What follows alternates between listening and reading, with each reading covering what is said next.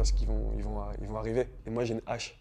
Et je me suis dit, le premier qui rentre, je lui mets un coup de hache. Mais moi, j'ai grandi dans les quartiers populaires. Un des premiers souvenirs que j'ai, c'est que j'étais avec mes potes. On était toute une clique, en fait, comme une sorte de grande famille. Et on était tout le temps chez un de mes potes. Et j'avais 12 ans, j'étais sur un siège à roulette là, de PC. Et je vois mon pote qui commence à trifouiller dans une enceinte, une vieille enceinte en haut d'une armoire, quoi. Il commence à démonter. Je fais, mais qu'est-ce que tu fais là? Pourquoi tu la démontes? Il fait, tu veux voir ce qu'il y a dedans? Il sort deux gros sacs. Tu sais, les sacs d'épicerie là, orange. Il me pose un truc comme ça sur moi. Et il me regarde, il me fait, là, t'as 2 kilos de sur les genoux. Si tu sors, t'es mort.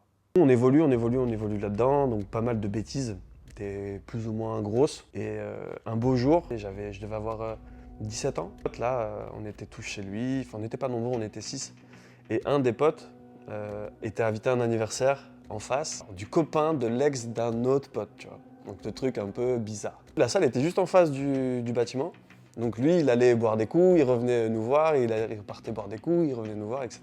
Et à un moment donné, ça commence à parler en bas, ça commence à s'échauffer parce qu'il y avait l'ex en haut, et du coup, patati patata. Et il redescend, et il y avait 2 mecs de la soirée qui l'attendaient en bas. Nous, on est à la fenêtre, et on voit qu'il se fait agresser, quoi. Il se fait frapper. Ça vient au fight, donc ça tape. Nous, on voit ça, on décide de descendre, on était 6. Le temps qu'on descende, je sais pas comment ils ont fait, les gars, c'est des ninjas. Et à la base, ils étaient 2, on descend, ils étaient 10. Ça commence à parler dans tous les sens, à se bousculer.